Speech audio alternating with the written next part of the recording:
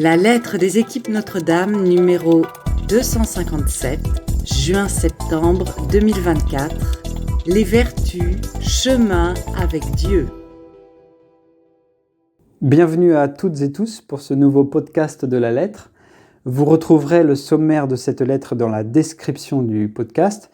Et pour y accéder, rien de plus simple, il vous suffit de cliquer sur le mot « plus » que vous trouverez après la description.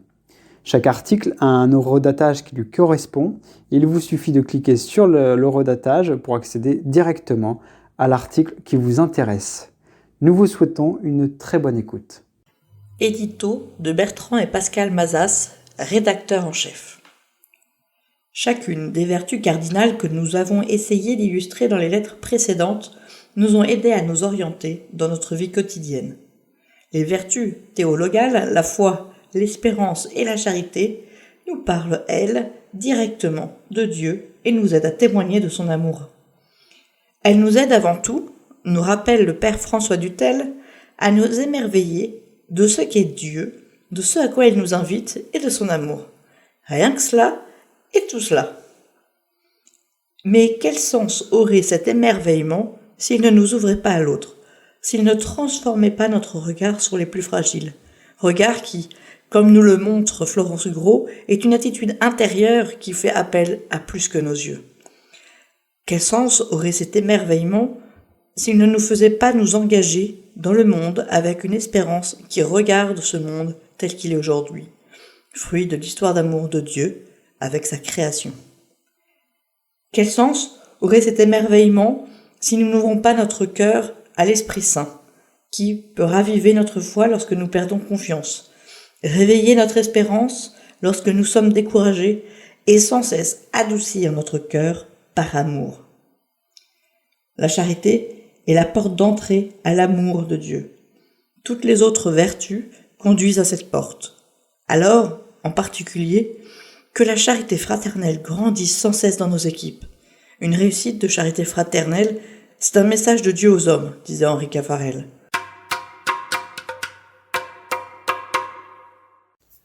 Billet de l'équipe responsable par Edith et Barthélemy d'Estremaux, couple responsable de la province Nord-Est et Île-de-France, équipe Gif-sur-Yvette 3. Avons-nous changé ? Nous avons cheminé cette année à la découverte ou à la recherche des vertus et de leur impact dans notre vie de couple, dans notre interaction avec les autres, mais aussi dans l'épanouissement intérieur de notre âme. Mais est-ce que l'étude de ce thème a changé notre vie ? Est-ce que notre foi a progressé cette année de façon notable ? Nous devrions tous nous poser cette question à chaque réunion bilan. Elle.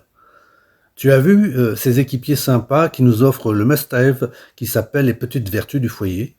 Je sens que je vais beaucoup aimer ce petit livre. Lui, sourire en coin, lueur malicieuse dans le regard.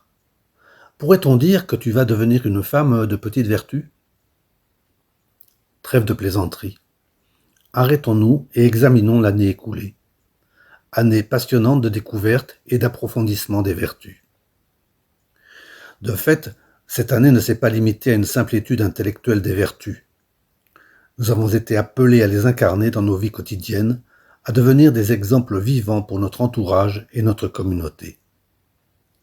Ceci, entre autres, grâce au point concret d'effort annuel, la règle de vie.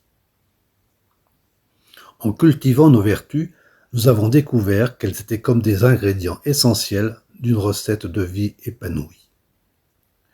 Nous avons tous envie d'être quelqu'un de bien et d'être vertueux. Oui, mais voilà, nous sommes croyants et nous nous savons aimer de Dieu. Et la pratique des vertus prend alors une autre dimension. Je ne cherche pas à être vertueux pour moi, mais pour les autres. À quoi me servirait d'être admiré, reconnu pour ma perfection ? Mon but n'est pas d'avoir mon nom dans le dictionnaire, mais d'être dans le livre des saints. Ai-je vraiment la foi si je ne cherche pas à faire grandir les vertus en moi ? Les cultiver est non seulement le signe d'une foi authentique, mais aussi le moyen de la fortifier en l'ancrant profondément dans notre être et en la faisant rayonner à travers nos actes. La foi n'existe pas toute seule, elle appelle les autres vertus. Sans ces dernières pour l'accompagner, la foi risque de rester vaine, loin des réalités concrètes de la vie quotidienne. Ainsi, la foi véritable se manifeste par nos actions, par notre capacité à vivre selon les valeurs que nous affirmons. Sans la foi, l'espérance n'est qu'espoir et la charité, solidarité. La foi se reçoit et nous guide dans nos actions. Elle est comme une lumière dans l'obscurité, nous guidant vers le chemin de la vérité et de la bonté. C'est cette confiance éclairée qui nous pousse à rechercher les vertus, car elles sont les manifestations concrètes de notre relation avec Dieu et avec nos semblables. Dans sa deuxième épître, Saint Pierre nous invite à l'excellence. Faites tous vos efforts pour joindre à votre foi la vertu, à la vertu la connaissance de Dieu, à la connaissance de Dieu la maîtrise de soi, à la maîtrise de soi la persévérance, à la persévérance la piété, à la piété la fraternité, et à la fraternité l'amour. C'est si simple et si exigeant à la fois, tout est lié et de l'un découle l'autre. Alors oui, l'étude et la pratique des vertus ont changé notre vie cette année. Elles nous ont amenés à une compréhension plus profonde de ce que signifie être un disciple du Christ, à travers un engagement renouvelé envers les valeurs éternelles qu'il nous a enseignées. Le Père Caffarel disait, à titre personnel comme foyer, dans votre amour et dans votre mission, soyez exigeants, vous ne décevrez jamais. En toute humilité, évertons-nous à l'excellence, que notre foi continue à éclairer notre chemin vers le bonheur et la sainteté.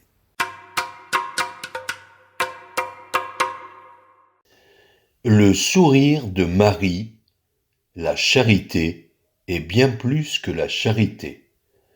Article du frère Dominique Raphaël Kling, conseiller spirituel de l'équipe responsable France-Luxembourg-Suisse, équipe Bordeaux 103. L'amour est l'expérience humaine ultime. Force inclinative et unifiante de l'âme, elle se déploie en une richesse infinie de formes et de nuances. En un regard, elle parvient à ouvrir l'incomplétude de deux êtres à la promesse d'une communion au goût d'éternité. Certes, le couple chrétien n'est pas exempté de la déception qui marque tout chemin conjugal et qui en éprouve la solidité. Mais le regard du Christ et sur le Christ en transfigure les énergies à condition que l'amour humain soit transfiguré par la vertu théologale de la charité. Voilà ce que traduit le commandement nouveau du Christ. Aimez-vous les uns les autres comme je vous ai aimé. La charité déporte et décentre en quelque sorte la fécondité du couple. En tant qu'elle est l'amour de Dieu, elle règle, ordonne, unifie, inclinaison, aspiration, volonté, vertu des conjoints, toutes leurs activités variées, familiales, professionnelles, sociales, religieuses, et les oriente vers sa fin propre, la gloire du Seigneur. Citation du Père Henri Caffarel dans l'Anneau d'Or, numéro 117-118 de mai-août 1964. Telle est l'ambition de toute la vie du couple, nous pourrions dire de toute la vie. Bien sûr, cette communion étroite des époux n'advient pas par magie, brutalement, en un jour. Elle grandit subrepticement au travers du long tracé de la vie commune, avec ses joies, ses épreuves, ses pardons et ses renoncements vécus sous le regard du Christ. Jusqu'au jour où les époux s'émerveillent avec surprise d'une communion et d'une complicité incomparables qui leur font partager les mêmes prières, inspirations, intuitions et mouvements de l'âme. La charité ne consiste pas à faire la charité, mais à être charité. Non pas faire, mais être, l'un pour l'autre, tous deux ensemble. Par elle, l'épouse ne se contente pas d'aimer Dieu dans son conjoint et réciproquement. Le prochain ne serait alors qu'un prétexte, une transition que l'on traverserait au plus vite, quelqu'un sur qui le regard ne s'attarderait pas. La charité chrétienne se fonde sur une véritable vie divine dans le Christ que partage chacun. Aimer Dieu comme il s'aime, c'est-à-dire vitalement, en vivant surnaturellement du don réciproque du Père, du Fils et de l'Esprit Saint qui font dans l'âme leur demeure. La prière conjugale, ou l'oraison en commun, prend alors une ampleur inouïe. Vivre l'un et l'autre ce que Dieu vit et être dans l'amour conjugal, l'icône de l'amour de Dieu. Ce projet est si élevé que le Christ nous confie à sa mère. Voici ta mère, voici ton fils, pour nous y assister.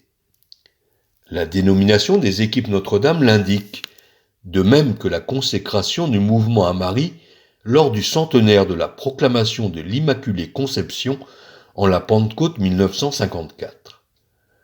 C'est le sourire de Marie qui accompagne cet accomplissement de la vertu théologale de charité dans le couple.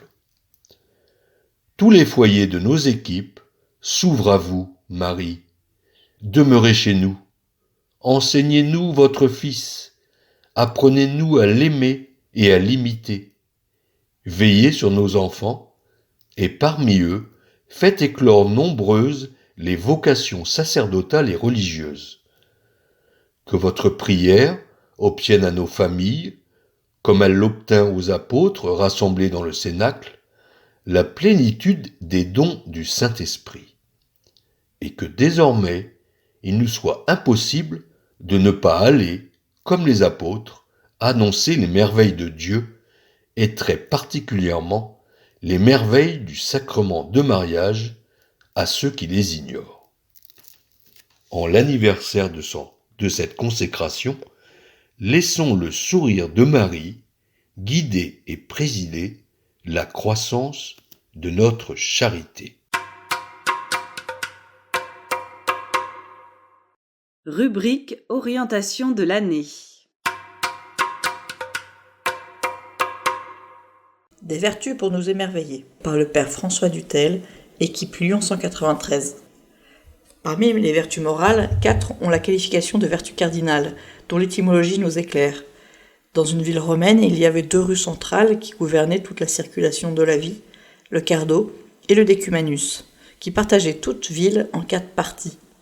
Ces 4 vertus cardinales sont donc les vertus qui organisent la vie de toute personne, chrétienne ou non. Il s'agit de la prudence, la justice, la force et la tempérance.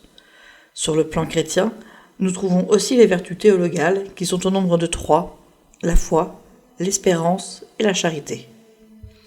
Les vertus qui nous lient à Dieu. Dans son sens étymologique, l'adjectif théologal nous permet de comprendre ce dont il s'agit. Il signifie qu'il s'agit de vertus qui nous parlent directement de Dieu et qui nous aident à manifester Dieu dans le monde où nous sommes. Elles nous donnent donc des indications pour vivre en relation avec Dieu et pour en témoigner dans notre quotidien, car le meilleur témoignage que nous pouvons donner dans nos familles, comme dans tous les lieux où nous vivons, c'est bien le témoignage de vie. Dès le début de l'Église, les chrétiens l'ont compris, puisqu'ils avaient à cœur de mettre l'amour au centre de leur vie.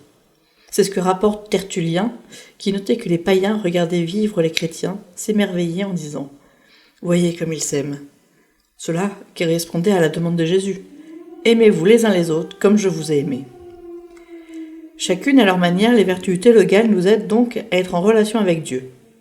Elles sont 3 piliers de notre vie chrétienne qui s'imbriquent les unes dans les autres. Elles s'aident et se soutiennent pour être vécues ensemble. Chacune est la part d'entrée des 2 autres et les fait grandir. La foi. Elle nous aide à apporter un regard positif sur nous-mêmes, sur nos frères et sœurs, sur le monde, au-delà des perceptions premières. La foi nous permet de croire en Dieu en dépit de nos doutes et elle nous met directement en relation avec Dieu, car comme le disent les grands mystiques du Carmel, par la foi, nous touchons Dieu. C'est l'expérience qu'a fait saint Thomas rencontrant le Christ ressuscité en disant « Mon Seigneur et mon Dieu », ne touchant pas physiquement le corps de Jésus. Chaque fois que, avec toute notre foi, nous prions, que nous lisons l'Écriture, que nous participons à un sacrement, Dieu nous parle et nous le touchons. La foi nous aide donc à espérer que rien n'est jamais perdu et nous pousse à aimer. L'espérance. Par l'espérance, que Peggy appelait la petite vertu espérance, nous appréhendons le mystère de l'éternité, du royaume que Jésus est venu annoncer, du bonheur qu'il nous propose. Mettre en œuvre cette vertu, c'est vouloir marcher vers un royaume et vivre tout ce que nous faisons comme un cheminement qui fait de nous des disciples qui suivent le Seigneur, sans jamais désespérer, ni de soi, ni d'autrui. Pour vivre pleinement cette vertu, nous devons nous rappeler que, depuis notre baptême, nous sommes déjà par avance passés de la mort à la vie, et que, de ce fait, le mal, le péché, n'ont pas sur nous le dernier mot, en raison de la passion, de la mort et de la résurrection du Christ. Ce qui veut dire que nous avons toujours à percevoir dans tout ce que nous vivons ce qui peut nous faire sortir des ténèbres, dans notre vie personnelle, conjugale ou familiale, pour faire l'expérience de la lumière de la résurrection. L'espérance nous aide à nous appuyer sur notre foi et à ne jamais penser que nous ne sommes pas aimables et que les autres ne sont pas aimables. La charité. La charité, autrement dit l'amour vécu, est la plus grande des trois, nous dit saint Paul, qui est la seule vertu qui ne passera jamais, mais qui dans l'éternité ne sera plus vertu, mais vie totale dans l'amour. Elle est la foi et l'espérance en acte. Elle est le désir de tout faire pour que l'amour règne dans nos cœurs et dans toutes nos relations, dans le respect de notre dignité et de celle de nos frères en humanité. La charité consiste à nous considérer nous-mêmes et à considérer tous ceux avec lesquels nous vivons et que nous rencontrons comme des personnes infiniment respectables, infiniment aimables, à l'exemple du regard que le Christ portait sur chacun. Cela correspond au premier sentiment qui apparaît dans l'Écriture quand Adam découvre Ève, s'émerveille de ce qu'elle est tout à la fois identique à lui et totalement différente. C'est aussi l'émerveillement de Bernadette de Lourdes lorsqu'elle témoigne de ses rencontres avec la Vierge Marie. Elle est humble et pauvre fille sans instruction, ose dire de Marie. Elle me regardait comme une personne. S'émerveiller de Dieu. En définitive, on peut dire que les vertus théologales sont toutes de l'ordre de l'émerveillement. La foi nous aide à nous émerveiller de ce qu'est Dieu et de ce qu'il fait pour nous. L'espérance nous aide à émerveiller de à quoi Dieu nous invite au terme de notre existence terrestre et à en vivre déjà dans nos relations. La charité nous aide à nous émerveiller de l'amour que nous avons reçu de Dieu pour vivre de cet amour et pour le partager autour de nous. Dans la vie conjugale et familiale, l'émerveillement aide à sortir des éventuelles situations de crise pour ne pas rester omnibulé par les défauts des uns et des autres et pour savoir regarder ce qui est beau et positif. L'émerveillement ouvre à l'estime de soi et de chacun dans le désir de progresser modestement chaque jour sans chercher à transformer les autres, mais dans un souci de vouloir, pas à pas, se convertir. Nous devons toujours nous rappeler que toute vertu morale ou théologale est de l'ordre de la progression, jamais achevée, non de la perfection. Les vertus au fil des pages. Les vertus nous aident à vivre. Et si la littérature, qui cherche à représenter la vie, nous donnait quelques exemples de celle-ci. Dans la mort, le chemin devient d'un seul coup si étroit que pour passer, l'on doit se laisser tout entier. En éparpillant tous nos biens, l'amour nous dispose à cette fin. Il passe comme une pluie de lumière au jardin. Christian Bobin, dans Une petite robe de fête. Christian Bobin est mort il y a quelques mois. Il fait partie de ces écrivains qui méditaient sur Dieu et sur l'amour dans chacun de ses livres. Il n'est pas besoin de rappeler la poésie de ses phrases, ni la manière dont il a voulu toujours relier les hommes à l'amour, parfois insaisissable, présent dans leur vie.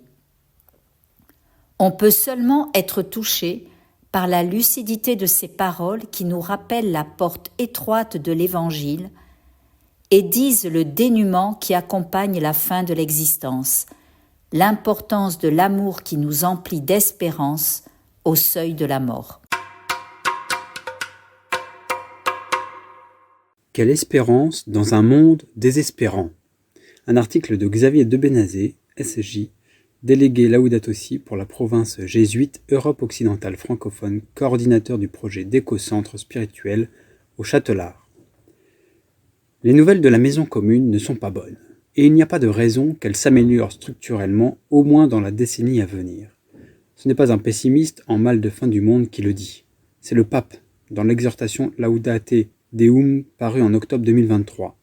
Nos réactions sont insuffisantes, alors que le monde qui nous accueille s'effrite et s'approche peut-être d'un point de rupture. Dans ce contexte plus noir que vert, comment se situer comme chrétien ? En particulier, comment vivre de notre espérance qui naît de la résurrection du crucifié ? L'espérance au-delà de l'espoir. Peut-être d'abord en évitant de prendre cette vertu théologale pour ce qu'elle n'est pas, et donc en ne tombant pas dans deux écueils. L'espérance n'est pas la magie. L'espérance n'est pas l'opium du peuple. Avant d'expliquer chacun de ces écueils, pour mieux nous baliser le chemin, remercions la finesse de la langue française qui a deux mots pour dire deux choses différentes. L'espoir est ce que nous pouvons attendre en lien avec nos calculs, nos actions et nos projections. L'espoir est humain. L'espérance, elle, ne dépend pas de nous. Elle est cadeau de Dieu. Quelque part, l'espérance naît quand les espoirs ont disparu. L'espoir est la passion des possibles. L'espérance, la passion de l'impossible. C'était Frédéric Rognon, à partir du grand penseur chrétien Jacques Ellul. L'espérance en Jésus, le crucifié ressuscité. Cette différence étant posée, regardons le premier écueil, celui de croire que notre espérance chrétienne pourrait se formuler avec ces mots entendus d'une paroissienne à la fin d'une conférence sur l'écologie intégrale. « Père, c'était dur ce que vous nous avez dit sur l'état du monde. Heureusement, nous avons l'espérance, nous savons que ça va bien finir. » Si bien finir veut dire Dieu va sortir sa baguette magique, absorber tout notre CO2, rétablir la justice et sauver les millions d'espèces en voie de disparition, etc., alors non, là n'est pas l'espérance chrétienne. Notre espérance chrétienne face à la nuit qui vient, elle est en Jésus, le crucifié ressuscité. Crucifié et ressuscité, les deux mots sont importants. L'un ne va pas sans l'autre.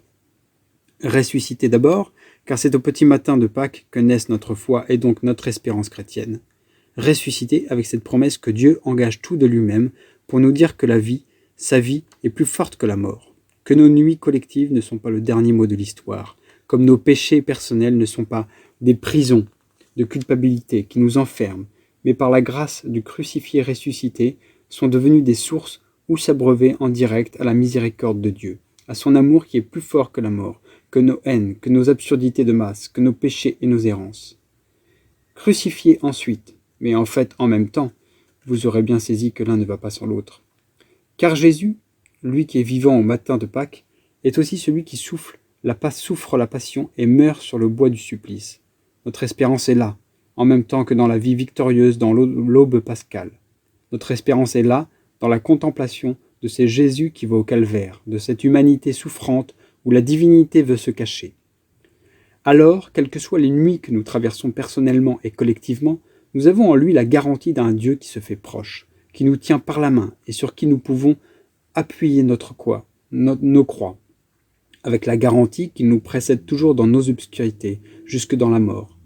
Parfois, notre espérance s'arrête là à vue humaine. La résurrection peut nous sembler trop lointaine, la lumière et la joie trop étrangères, mais le Christ en croix pourra nous sembler proche et nous donner de faire avec lui un pas de plus. J'ai reçu cette lueur d'espérance d'une femme du quart-monde, broyée par la vie et la maladie, la clameur de la terre et la clameur des pauvres, comme dit Laudato Si, peuvent être en ce sens une profonde source d'espérance. Revenir, encore et toujours auprès de Jésus, le crucifié et ressuscité, voilà donc une source vivante et vivifiante pour notre espérance chrétienne aujourd'hui. Voilà celui que nous devons chercher à toujours mieux connaître pour mieux l'aimer et mieux le suivre aujourd'hui. Et aujourd'hui, étant le monde en anthropocène qui caractérise notre époque. L'histoire d'amour de Dieu avec sa création. Reste le deuxième écueil, celui dont Marx accusait les églises, être l'opium du peuple. Souffrez, braves gens, serrez les dents ici-bas, ce n'est pas si grave. À la fin, ce monde ne sera pas que poussière. Gagnez donc vos points, justice et charité, en faisant votre béat, et vous irez vers ce qui compte vraiment, le paradis, loin là-bas, dans les nuages, dans un autre monde.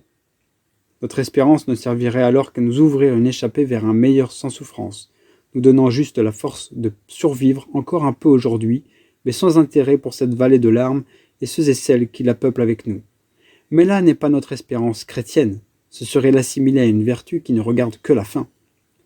Or, si nous espérons bien, par la résurrection du crucifié, avoir la vie éternelle, la vie dans la danse trinitaire, nous contemplons dans ce mouvement d'amour éternel aussi le mouvement qui a créé le monde, et celui qui nous maintient en vie chaque jour que Dieu fait. L'histoire du salut n'est pas qu'au futur pour nous chrétiens. L'amour de Dieu est de toujours à toujours. L'histoire d'amour de Dieu avec sa création est éternelle, et donc de chaque jour, de chaque instant. Nous voilà donc avec cette espérance, non pas de nous échapper, mais de savoir au cœur, de savoir par cœur qu'aimer vaut toujours le coup, car aimer, c'est vivre déjà de l'Esprit de Dieu aujourd'hui, c'est vivre quelque chose de la vie éternelle, ici et maintenant. Engageons-nous. Alors nous pouvons nous engager dans les défis de ce temps avec les mêmes espoirs que nos contemporains, en espérant que ces espoirs s'accomplissent. Mais même s'ils ne l'étaient pas, même si nous sentions que l'échec risque de pointer son nez, alors nous nous engagerions quand même, car l'espérance nous promet que de l'amour vécu, rien ne sera perdu. Tout sera sauvé en Dieu. Le crucifié ressuscité nous en donne le gage et nous envoie dans le même mouvement l'Esprit pour nous aider à aimer chaque créature comme lui. Pour incarner un peu plus cet appel à travers notre vocation baptismale à être prêtre, prophète et roi à la suite de Jésus, on pourra se reporter à l'ouvrage publié avec sœur Cécile Renoir aux éditions de l'Emmanuel, Rouvrir l'horizon, manifeste d'espérance engagée face aux effondrements.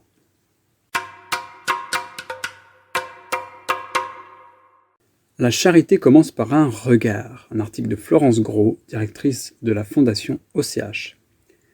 La rencontre avec une personne en situation de handicap peut s'accompagner d'une forme de trouble. En regardant cette personne avec son corps abîmé, ses gestes mal contrôlés, sa difficulté de compréhension ou son regard qui ne croise pas le nôtre, un sentiment d'étrangeté, de malaise peut nous traverser jusqu'à la peur ou le rejet. Peur de l'inconnu, rejet de la différence, crainte de la ressemblance. Parce que faussé par des représentations erronées du handicap, et peut-être la crainte de se laisser toucher, notre regard peut être distant, voire fuyant, parfois condescendant ou plein de pitié. Accueillons ces possibles premières impressions, ne nous y arrêtons pas et apprenons à poser sur l'autre un regard ouvert à l'imprévu. Étudiante, j'ai eu la joie de rencontrer des personnes handicapées et leurs familles au sein d'une association qui organisait des week-ends et des séjours avec des jeunes dont le handicap pouvait être mental, moteur ou psychique. La première rencontre se faisait dans la famille. Je me souviens encore avec émotion de ma rencontre avec Benoît, enfant trisomique. Il était dans sa grande poussette, au pied de son immeuble, avec ses parents qui m'attendaient. Benoît portait une cagoule qui cachait largement son visage. Voyant que je tentais d'entrer en relation avec Benoît en lui décalant sa cagoule, ses parents me lancent. On ne supporte plus le regard des autres sur Benoît, alors on le cache. Depuis cette lointaine expérience, la question du regard m'habite. Un regard peut blesser, un autre peut aimer. Autre expérience, à la messe, lors de l'échange de la paix du Christ avec Alice, une amie trisomique. Après me l'avoir donnée joyeusement, en se retournant pour partager plus largement cette paix du Christ, Alice a découvert que sa voisine de derrière était handicapée moteur et immobile. Elle l'a regardée avec une intensité que je ne lui connaissais pas encore. Puis elle est venue poser sa main sur la sienne. Dans ce dialogue de regard et de toucher, elles se sont offert la paix du Christ. Cet échange de regards entre elles était empreint de simplicité, de pureté, et m'a fait voir ce qu'est l'amour gratuit, inconditionnel. L'amour est aussi regard. Nos regards maladroits et blessants sont appelés à être purifiés. La peur est un sentiment que nous ne pourrons pas fortement éviter, mais celle-ci peut cohabiter avec un regard empli de la promesse qui dit « Je n'ai pas tout vu de toi ». Le regard est aussi une attitude intérieure qui fait appel à plus que nos yeux. Une des missions de la Fondation OCH se passe à Lourdes, dans le sanctuaire. Une équipe de permanents et de bénévoles formidables accueille les personnes handicapées ou malades, leurs familles ou leurs amis, qu'ils soient pèlerins ou juste curieux, pour un temps convivial et gratuit, mais pas seulement. Cet accueil est pétri du message de Lourdes. L'incarne dans les rencontres et peut être reçu comme une pédagogie par les groupes de jeunes hospitaliers. Quelle est la spécificité de ce message ? Quand Bernadette parle de ses rencontres avec la Vierge Marie, elle dit « Elle me regardait comme une personne qui parle à une autre personne ». Le comportement de Marie, son dialogue tout empreint de délicatesse avec Bernadette, de santé fragile, souffrant d'asthme et qui connaissait l'exclusion, lui redonne toute sa dignité. Marie, l'Immaculée qui a reçu les dons de Dieu, dont la charité, nous livre un enseignement concret. Regardons-la comme modèle. Marie regarde et écoute Bernadette. Il y a même des apparitions en silence. Elle lui offre une présence silencieuse. Elle s'abaisse parfois, elle ne reste pas toujours dans la grotte. Elle s'approche de Bernadette et se met à sa hauteur. Elle ne se penche pas sur Bernadette avec condescendance ou curiosité. Elle se fait proche. Marie s'adresse à Bernadette, elle dialogue avec elle, elle est libérée de tout préjugé. Elle ne cherche pas à passer par une autre personne qui comprendrait plus vite ou mieux. Marie s'adapte à Bernadette jusqu'à utiliser son patois.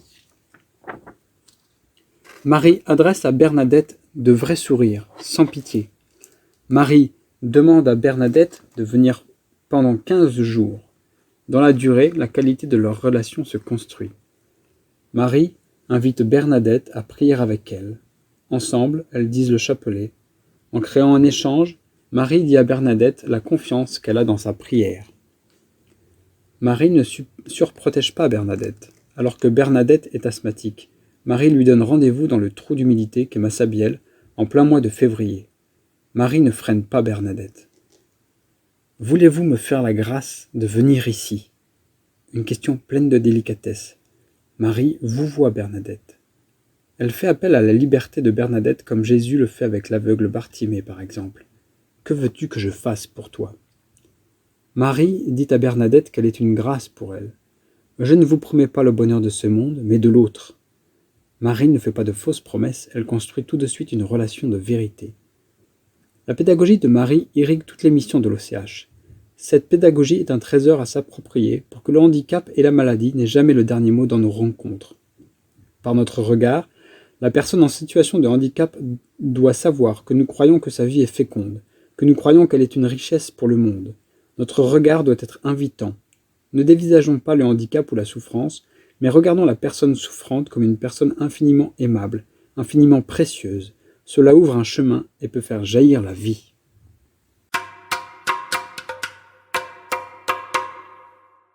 L'Esprit Saint ravive les vertus théologales. Pape François, extrait de l'audience générale, place Saint-Pierre, le mercredi 24 avril 2024. Sur le chemin que tous nous avons emprunté vers la plénitude de la vie, être plein de vie, le chrétien bénéficie d'une assistance spéciale de la part de l'Esprit Saint, l'Esprit de Jésus-Christ. Elle se concrétise par le don de 3 vertus proprement chrétiennes qui sont souvent mentionnées ensemble dans les écrits du Nouveau Testament. Ces attitudes fondamentales qui caractérisent la vie du chrétien sont la foi, l'espérance et la charité. Les auteurs chrétiens les ont très tôt appelées vertus théologales, dans la mesure où elles sont reçues et vécues en relation avec Dieu, pour les différencier des 4 autres dites cardinales, car constituant le pivot d'une vie bonne. Ces 3-là sont reçues dans le baptême et viennent de l'Esprit Saint. Les unes et les autres, théologales et cardinales, ont ainsi composé un ensemble de 7 vertus, qui est souvent mise en contraste avec la liste des 7 péchés capitaux. Voici comment le catéchisme de l'Église catholique définit l'action des vertus théologales. Elles fondent, animent et caractérisent l'agir moral du chrétien. Elles informent et vivifient toutes les vertus morales. Le bien n'est pas seulement une fin, mais aussi un processus. Le bien requiert beaucoup de discrétion, beaucoup de gentillesse. Par-dessus tout, le bien doit être dépouillé de cette présence parfois trop encombrante qu'est notre ego. Lorsque notre ego est au centre de tout, tout est gâché.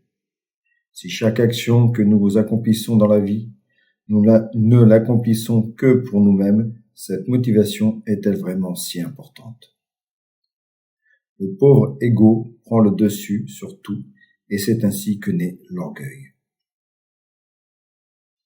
Pour corriger toutes ces situations qui deviennent parfois pénibles, les vertus théologales sont d'un grand secours. Elles le sont surtout dans les moments de chute, car même ceux qui ont de bonnes intentions morales tombent parfois, dans la vie, parce que nous sommes tous pécheurs. Tout comme ceux qui pratiquent quotidiennement la vertu se trompent parfois. L'intelligence n'est pas toujours lucide. La volonté n'est pas toujours ferme. Les passions ne sont pas toujours gouvernées. Ce n'est pas toujours que le courage l'emporte sur la peur. Mais si nous ouvrons notre cœur à l'Esprit Saint, le Maître intérieur, il ravive en nous les vertus théologales. Alors, si nous avons perdu confiance, Dieu nous ouvre à la foi avec la force de l'Esprit. Si nous sommes découragés, Dieu réveille en nous l'espérance. Et si notre cœur est endurci, Dieu l'adoucit par son amour. Témoignage. Sœur Amédée Yamfou, sœur missionnaire du cœur immaculé de Marie. Les vertus théologales comme chemin de vie, propos recueillis par Sophie et Philippe Robert, couple responsable de la région Bourgogne-Franche-Comté. Sœur Amédée Yamfou. J'étais au lycée en République démocratique du Congo, dans un établissement de filles dirigé par des sœurs. Au début des années 80, c'était la guerre en Angola, un pays frontalier. Des réfugiés traversaient la frontière pour passer chez nous. Les sœurs accueillaient ces gens-là, les migrants, les réfugiés, dans des maisons ou des salles du lycée. J'ai été émue personnellement et j'ai eu la certitude de vouloir, moi aussi, accueillir l'autre. Sophie et Philippe Robert, foi et charité sont donc déjà à l'œuvre. Votre engagement chez les sœurs missionnaires vous pousse plus avant dans cet accueil inconditionnel de l'autre. Sœur Amédée Yamfou. Dès le début de la formation, nous sommes mélangés. Certaines viennent d'Asie, d'Europe, d'Afrique. Nous suivons la formation ensemble pour nous aider à nous adapter à toutes les cultures. Je suis dans une congrégation missionnaire et donc je ne choisis pas celle avec qui je vais cohabiter. La foi est la base. C'est cette foi qui fait qu'on appartient au Christ. Le Christ existe, il a offert sa vie pour les autres. On voit là la charité, la fraternité. Et moi, je suis à la suite du Christ. Donc en croyant que le Christ existe, j'accepte de devenir religieuse, j'accepte d'offrir ma vie au Seigneur. Et pourquoi j'accepte ? Parce que le Christ lui-même est la charité. Il a donné sa vie pour me sauver, et moi, en disciple du Christ, je me lance à cause de ma foi. Je me mets aussi à la place du Christ pour aider les autres. C'est ma place de missionnaire pour aider les personnes que je veux rencontrer. Sophie et Philippe. Votre vocation missionnaire a été bouleversée par l'épreuve de la maladie, tumeur au cerveau. Vous choisissez alors de vous installer en France. Les opérations lourdes vous font perdre l'usage de la parole et vous obligent également à réapprendre à marcher. Vous évoquez cette épreuve. Sœur Amédée. À un moment, j'avais perdu l'espoir que je pouvais encore vivre ou que je pouvais encore parler. Mais j'avais la foi. Donc j'avais cette espérance de vivre qui fait que je peux être aujourd'hui devant toi et te parler. Avec cette confiance que j'avais en Dieu, j'ai dit au Christ, « En toi j'espère ».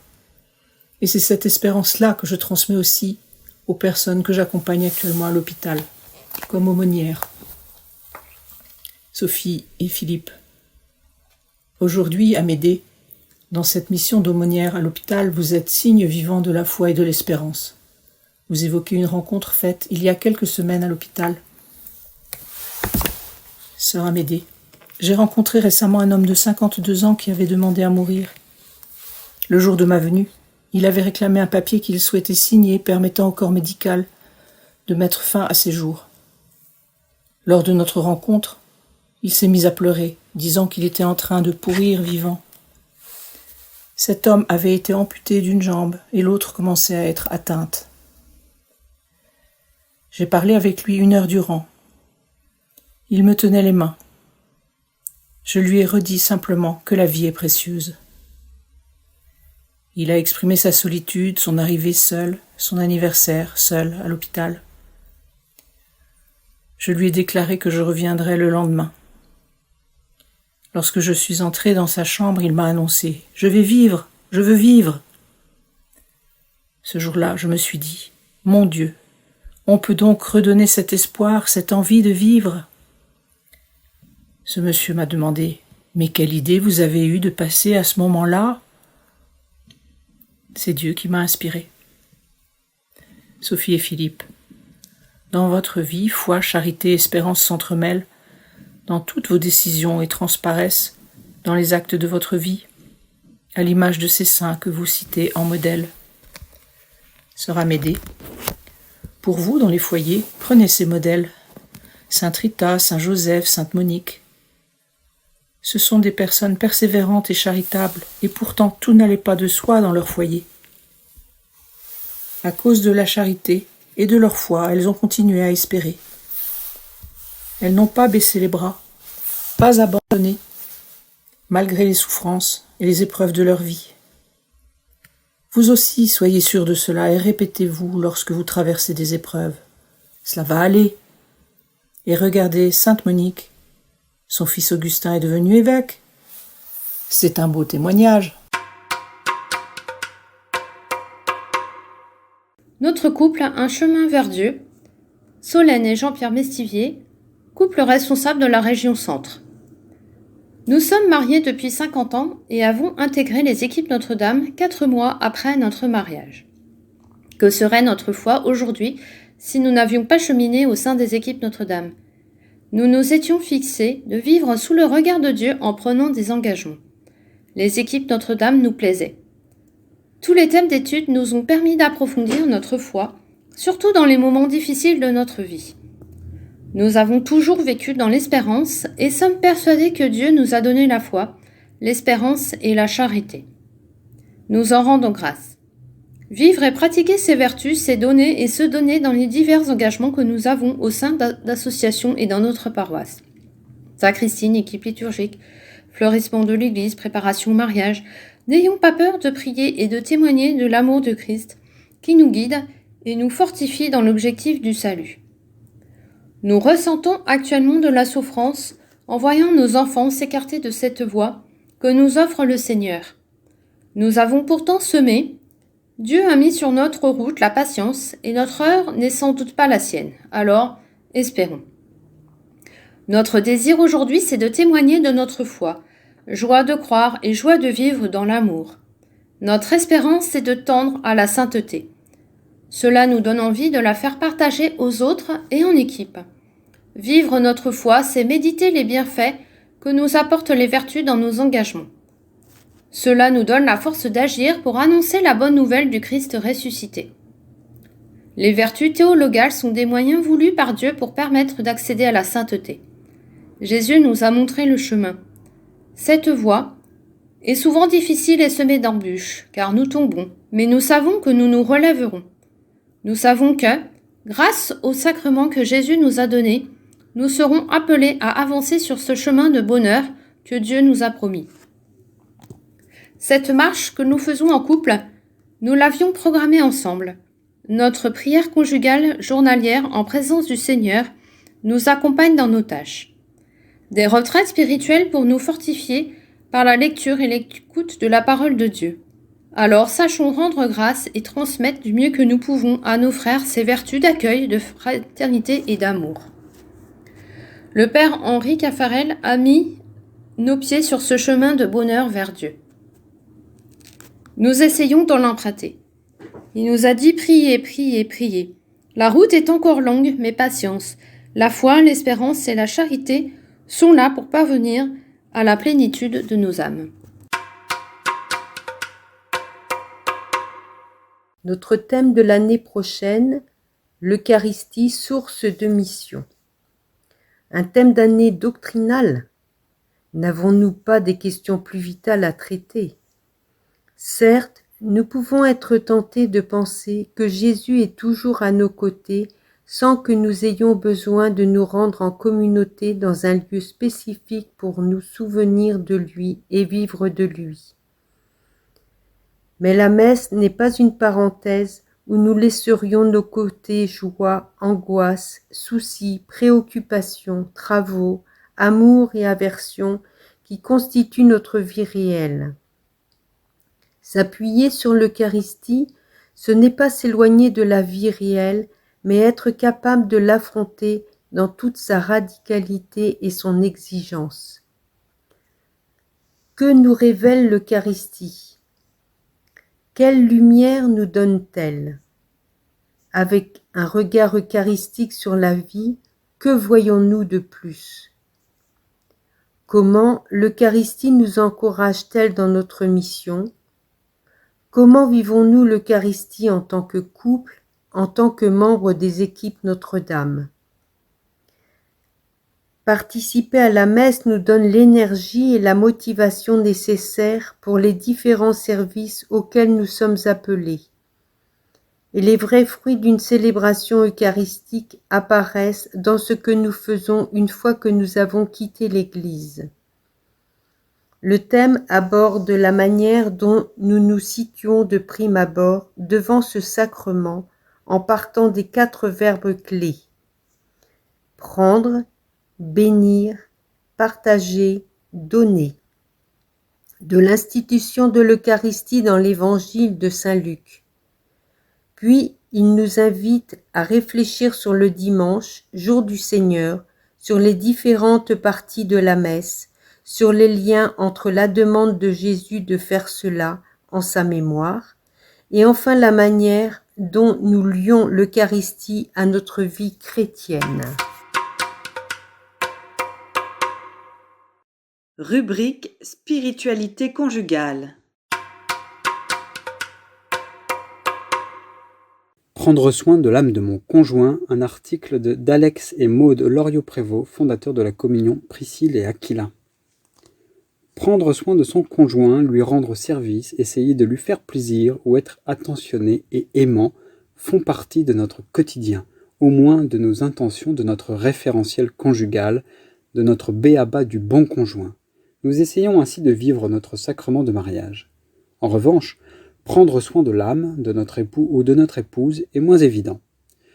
Dans la célébration de la Sainte Seine, Jésus affirme avec force qu'il n'y a pas de plus grand amour que de donner sa vie pour ses amis. Évangile de Jean, chapitre 15, verset 13. Nous y sommes donc appelés, nous qui avons décidé devant Dieu et les hommes, de nous donner par amour pour faire avec lui, avec elle, une seule chair.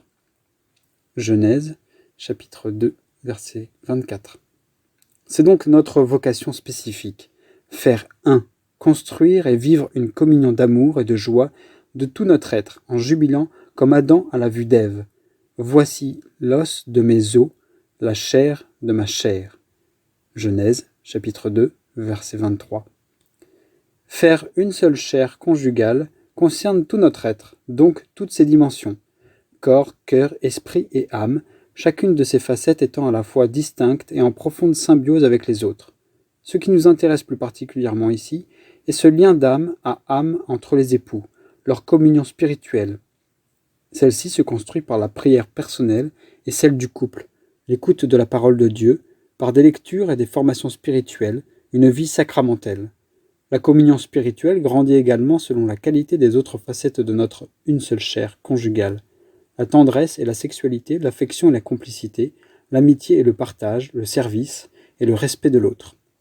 Comme le disent les pères de l'Église, être le gardien de nos âmes, c'est veiller sur les portes de nos âmes, être attentif à ce qui nous traverse intérieurement, apprendre à discerner ce qui est bon et ce qui ne l'est pas, nous exhorter mutuellement à rejeter ce qui nous nuit, déclenche ce qu'on appelle les maladies de l'âme. Le signe de la bonne santé de nos âmes est le fruit de l'esprit qu'évoque saint Paul. En particulier, la paix et la joie qui nous habitent en profondeur, ils nous procurent une très grande force, notamment pour traverser les épreuves. A contrario, les maladies de l'âme recouvrent tout type de dessèchement spirituel qui nous plonge dans la confusion, la mélancolie, la lassitude, la rancœur, la critique ou la perte de sens, jusqu'au dégoût de la prière ou de l'autre. Nous avons un peu perdu le discernement de l'origine spirituelle de ce mal-être, que nous confondons parfois avec la dépression, le burn-out ou l'épuisement. Il nous faut donc apprendre à recourir aussi aux remèdes spirituels pour respecter une sorte d'écologie de nos âmes. Tout d'abord, nous tourner vers Dieu en nous astreignant à la prière régulière, même si c'est parfois aride ou peu satisfaisant. La prière quotidienne doit devenir pour nous comme une hygiène de vie des plus élémentaires. Prier tous les jours pour notre conjoint. Nous savons prier pour l'univers entier, mais savons-nous prier pour notre conjoint ? Souvent, nous n'y pensons même pas. passant à côté de ce ministère spécifique qui nous a été confié lors de notre sacrement de mariage, être ainsi le gardien, la vigie spirituelle de notre frère le plus proche, et pour lequel notre prière a une puissance particulière. Intercéder, mais aussi rendre grâce pour lui, nous émerveiller du don que Dieu nous fait, louer Dieu pour notre amour, la fidélité qui dure et la joie d'être ensemble. Ensuite, nous assurer de la qualité de notre attention mutuelle, nous exhorter au respect des rythmes de rencontres conjugales, de partage, d'union comme de prière, même sans envie parfois. Savoir aussi nous recentrer régulièrement sur l'essentiel de nos vies. Cela aide à relativiser les problèmes mineurs du quotidien qui peuvent nous prendre la tête et nous pourrir ainsi l'esprit et l'âme. D'où l'importance de vivre aussi des temps plus légers, d'entretenir ce qui favorise la joie de vivre, et en particulier le rire qui est si bon pour l'âme et le cœur. Heureux les couples qui savent manier l'humour avec délicatesse et prendre de vrais moments de joie partagés. Reconnaître notre fragilité est aussi une manière de nous assurer de notre bonne santé spirituelle. C'est accepter d'être parfois triste, voire de laisser les larmes couler. Cette attitude est l'aveu de notre faiblesse, de notre pauvreté, et permet à la consolation et à la guérison intérieure de faire son œuvre en nos cœurs. Accueillir les larmes de notre conjoint, sans chercher à dissimuler la douleur exprimée, ni à la nier, ni à la justifier, c'est d'une grande consolation, et cela manifeste une véritable confiance mutuelle. Viens Esprit Saint, viens réveiller l'âme de mon conjoint, viens me donner d'en prendre soin. Vivre et nous enrichir de nos différences d'église. Catherine et Alain Brome, de l'équipe La Côte 3 du secteur de Genève, Vaud, Pays de Gex. Alain et Catherine sont équipiers Notre-Dame depuis une dizaine d'années.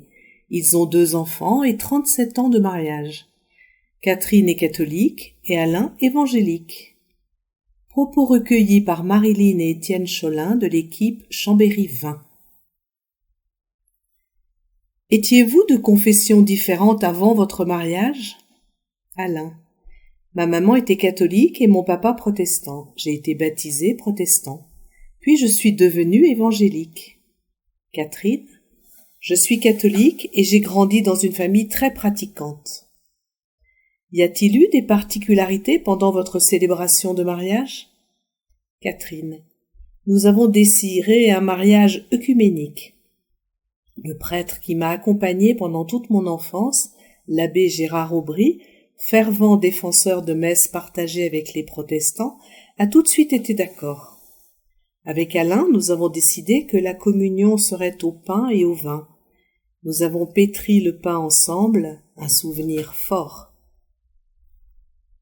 Le rite suivi a été catholique, mais avec une grande ouverture et l'accueil à la différence. Nos familles et nos amis ont été très touchés par notre célébration et se sont sentis accueillis dans leur diversité spirituelle. Cette différence de confession chrétienne a-t-elle enrichi votre couple? Catherine. J'ai découvert avec étonnement les louanges vivantes et les prières spontanées des évangéliques. Alain.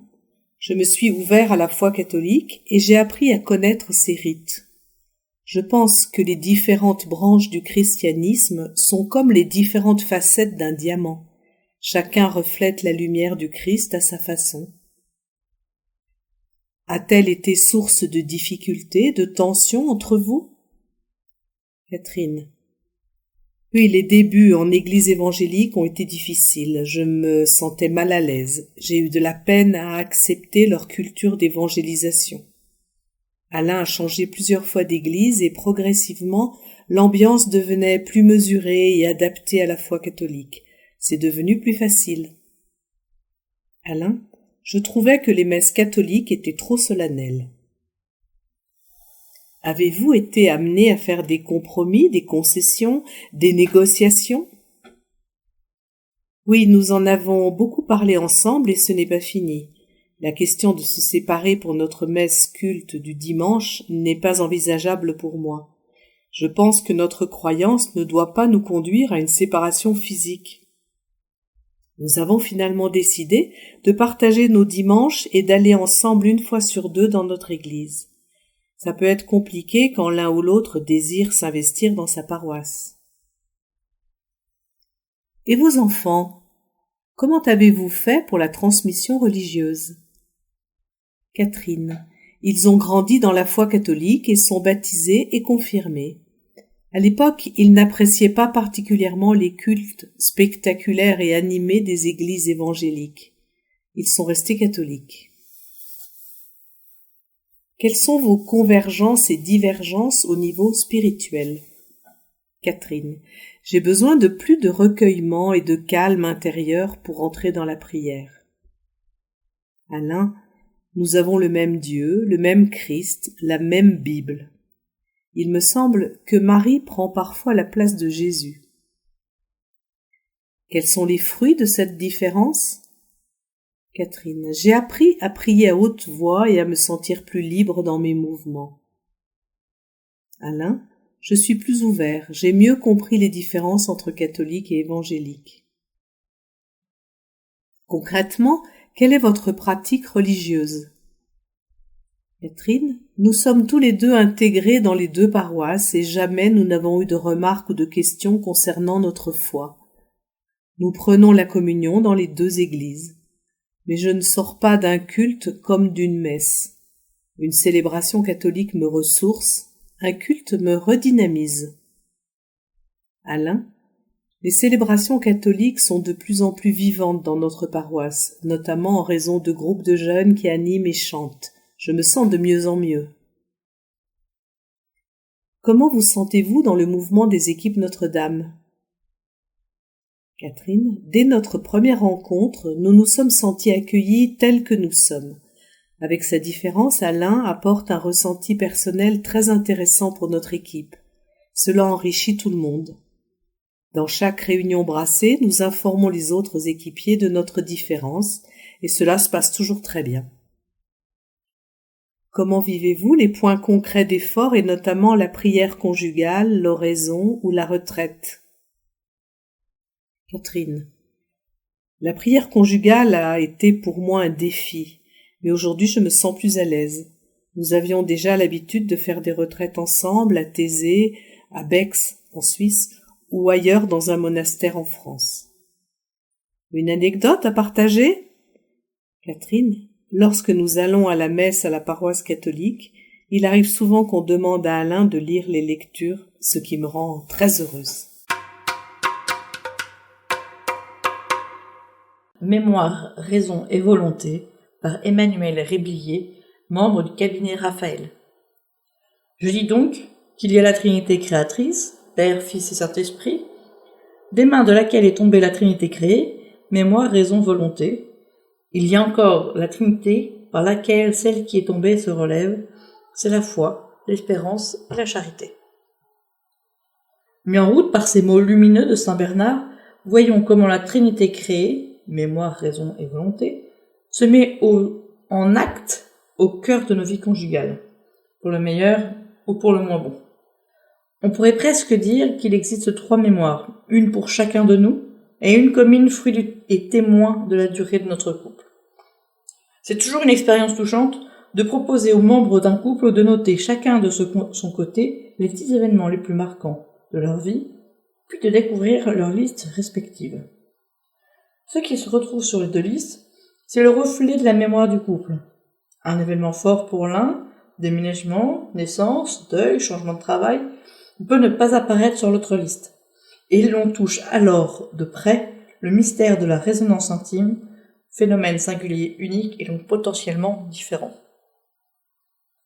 La mémoire peut être souffrante quand elle pointe des difficultés récurrentes, des chagrins non consolés, des solitudes qui se creusent. Elle peut même être encombrante et rendre difficile le chemin de renouveau dont le couple a besoin à certaines heures. En revanche, la mémoire peut être l'antichambre de la gratitude, quand elle aide à célébrer un pardon donné et reçu, un combat victorieux mené à 2, une tendresse qui se fortifie au fil des jours, les progrès que font nos corps et nos cœurs pour s'ajuster. La raison peut être le terreau de nos mécanismes de défense, de nos enfermements et de toutes nos mises à distance, qui nous font filer en périphérie du lien conjugal. Renoncer à avoir raison est un pas essentiel et difficile vers l'accueil du ressenti de l'autre, porte d'entrée majeure de la communication entre 2 personnes.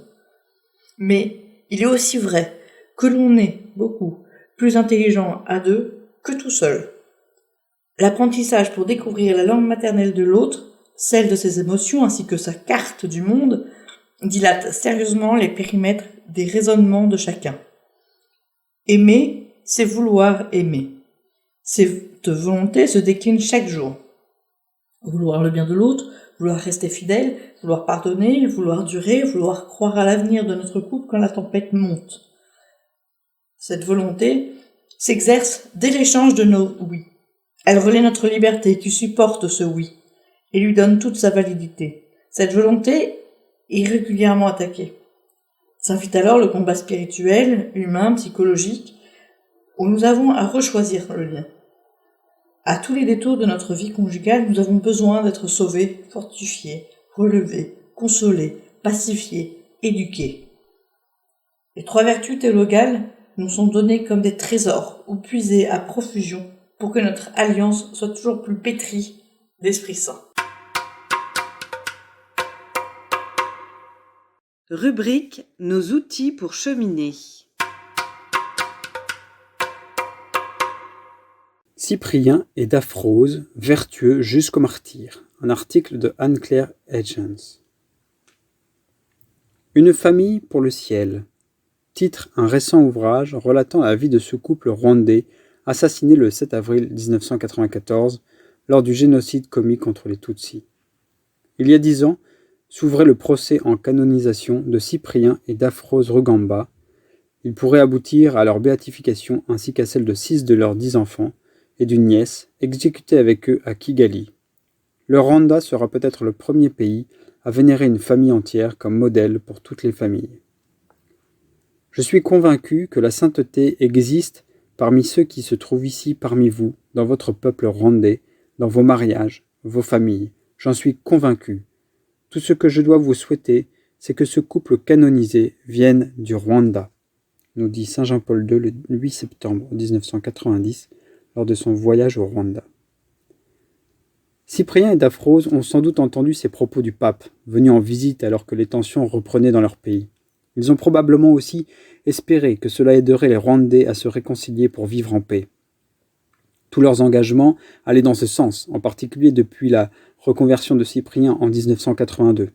En effet, cet historien brillant, poète, compositeur et héros de la culture rwandaise, homme connu dans son pays pour ses nombreux travaux, a toujours défendu l'unité du peuple rwandais en œuvrant pour promouvoir la culture et la langue du pays comme moyen de lutter contre les divisions ethniques. C'est un travailleur acharné, dont la sensibilité se révèle par ses très nombreux poèmes écrits en Kinyarwanda, et par son goût pour les danses traditionnelles qu'il a su valoriser en créant un ballet resté célèbre aujourd'hui encore.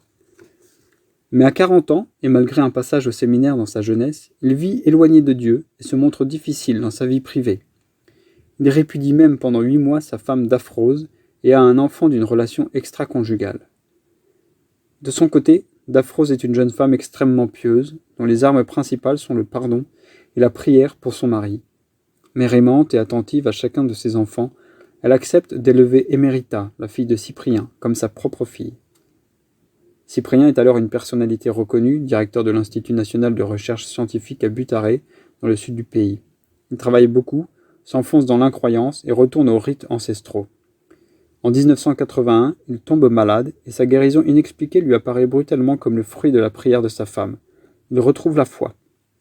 Sa vie conjugale est transformée et il devient un époux aimant, animé d'un grand désir de rattraper le temps perdu. Il découvre que la culture rwandaise, qu'il défend si fortement, s'accomplit dans la foi chrétienne et que la fraternité qu'il prône entre les différentes ethnies s'enracine dans la paternité de Dieu. Cyprien et Daphrose commencent alors à fréquenter ensemble des groupes de prière et s'approchent du renouveau charismatique. Ils entrent dans la communauté de l'Emmanuel à Paray-le-Monial en 1990 et créent une communauté au Rwanda aussitôt rentrés au pays. Mais leur vie, devenue ouvertement chrétienne, provoque l'hostilité des autorités. Cyprien perd sa situation et se retrouve mis au placard dans le tourisme. De retour à Kigali, le couple voit sa vie matérielle se compliquer. La situation politique du pays est de plus en plus tendue. Cyprien est approché plusieurs fois pour s'engager dans un parti, mais il refuse systématiquement, notamment les propositions du président de l'époque. Il signe ainsi probablement son arrêt de mort. Que dire de l'héroïcité de leurs vertus ? Soutenus par une vie de prière et une vie sacramentelle très intense, L'un et l'autre s'efforcent d'adopter une attitude ajustée aux tensions très vives du pays. Daphrose pardonne et prie sans relâche pour que la réconciliation soit le fruit de pardons donnés et reçus. Elle crée une œuvre encore vivante qui recueille les enfants de la rue pour leur donner une chance d'avoir une vie digne. Cyprien, lui, refuse de rentrer dans le jeu des divisions ethniques.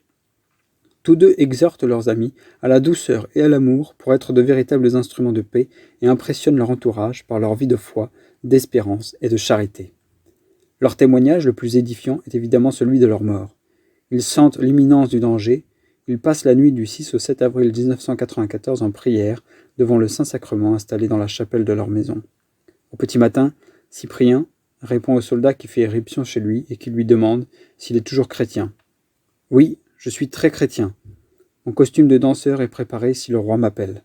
J'entrerai au ciel en dansant. » Il tente encore d'exhorter les soldats qui sont de plus en plus agressifs. Que le bien l'emporte sur le mal, cessez de tuer les gens. Daphrose, elle, demande la permission d'aller une dernière fois saluer Jésus Eucharistie, mais pour toute réponse, elle reçoit un violent coup de crosse dans l'épaule qui lui fracasse la clavicule. La famille est rassemblée dans le jardin. Cyprien est calme et serein, sûr que la mort est un passage et qu'ils se retrouveront tous sans tarder dans la maison du Seigneur. La fusillade fauche les 10 personnes présentes. 8 enfants, dont une nièce. Un seul survivra. Le sang des martyrs est semence de chrétiens. La mort du couple Rugamba a porté beaucoup de fruits constatés lors des efforts de réconciliation entrepris depuis par l'Église rwandaise. Pardonner a été la grande force de Daphrose et elle continue à être un modèle. Aimer a été le grand appel de Cyprien, appelé poète de la paix et de l'amour. Un prêtre rwandais en témoigne aujourd'hui. Cyprien a eu une très grande influence pour notre peuple sur l'éducation par la culture. Nous gardons l'image d'un homme de joie, excellent danseur, fait pour transmettre la beauté et la bonté de Dieu, et d'un couple modèle de pardon, de patience, de foi et d'espérance, dont la vie, basée sur la prière et la joie partagée dans la mission, est un vrai modèle pour les familles. Tous nous aimons reprendre ce chant composé par lui. J'entrerai dans la nouvelle Jérusalem où le roi m'attend. J'enverrai mon esprit, il dissipera ta peur et tu seras mon témoin. C'est bien le sens premier du mot martyr. La louange, une vertu ? Par le père Stéphane Huard, prêtre dans la communauté du Chemin Neuf. Pour saint Ignace de Loyola, la cause est entendue. Au début de son célèbre livre des exercices, il pose le principe et fondement suivant : l'homme est créé pour louer, et cela le sauve s'il entre dans cette louange.